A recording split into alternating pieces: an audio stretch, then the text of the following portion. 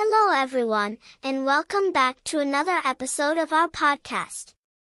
Today, we are diving into a topic that is both universal and deeply personal, failure. For many of us, the very word brings up feelings of fear, disappointment, or shame. We remember the exams we didn't pass, the jobs we didn't get, the relationships that didn't last, or the dreams that seemed to slip through our fingers. And yet, if you look carefully at the life stories of some of the most successful people in history, you'll discover that failure was not the end for them, it was the beginning of something greater. That's right, Sarah. Failure, although painful, can often be the exact experience we need in order to grow stronger, wiser, and more resilient. It can feel like falling into a hole, but sometimes that hole is the very place where we find the tools and the lessons to climb even higher than before. So, in today's episode, we're going to explore this paradox, how something that feels so negative in the moment can actually serve as the foundation of our biggest victories. Morteza, let's begin with the obvious question. Why does failure feel so heavy for people? Why do we often treat it like a permanent scar rather than just a temporary setback? That's a good place to start.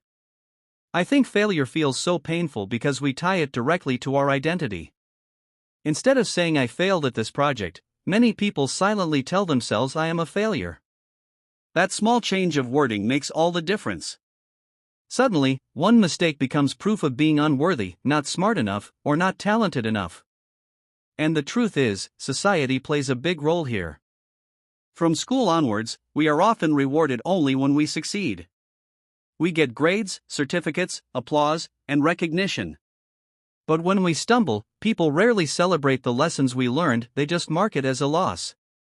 Over time, we start to believe that failing equals being less valuable, and that's why so many people give up after their first or second major failure. That's so true, and it really shows why we need to change our perspective. Because if we look at failure not as a verdict on who we are, but as feedback about what we did, it becomes much less frightening. I like to think of failure as a teacher, sometimes a very strict teacher, but always one that gives us exactly the lesson we need. For example, if you try to start a business and it collapses within a year, yes, it hurts financially and emotionally, but you also come out of it knowing what doesn't work, which strategies are weak, and where your blind spots are. It's like paying tuition for a course, except the course is taught by real life, and the lessons stick with you forever. Exactly, and I can share from my own experience. Years ago, I started a small project with huge dreams. I invested all my energy and money into it, and I was convinced it would succeed. But within months, it crashed. At the time, I was devastated. I couldn't sleep, I questioned my worth, and I even thought maybe I wasn't made for business at all. But now, looking back, I can see that failure was the best thing that could have happened to me. Why? Because it taught me how to manage risk, how to handle money carefully, and most importantly, how to separate my self-worth from the results of one attempt. Without that failure, I wouldn't have had the discipline or the perspective to succeed in my later ventures. This reminds me of Thomas Edison's story. People say he failed over 1,000 times while trying to invent the light bulb. Imagine how discouraging that must have felt. 1,000 attempts? But when people asked him how he could keep going, Edison said, "I didn't fail 1,000 times, I just found 1,000 ways that didn't work." That mindset is so powerful. It shows that he didn't see failure as proof of his limits, but as proof of progress. Yes, and there's also the story of Oprah Winfrey. She was fired from her first television job and told she wasn't fit for TV. Imagine if she had accepted that as her final truth. Instead, she used the rejection as fuel to prove herself, and now she is one of the most influential media figures in the world. Another example is Jack Ma, the founder of Alibaba. He failed his exams twice, he was rejected from dozens of jobs, even KFC didn't hire him when he applied. But he kept pushing forward, and now he has built one of the biggest e-commerce companies in the world. His story is a reminder that rejection and failure are not signals to stop, they are signals to keep going until you find the right door. And if we think about it deeply, failure actually forces us to grow in ways success never does. When we succeed, we often relax, we celebrate, we enjoy the moment.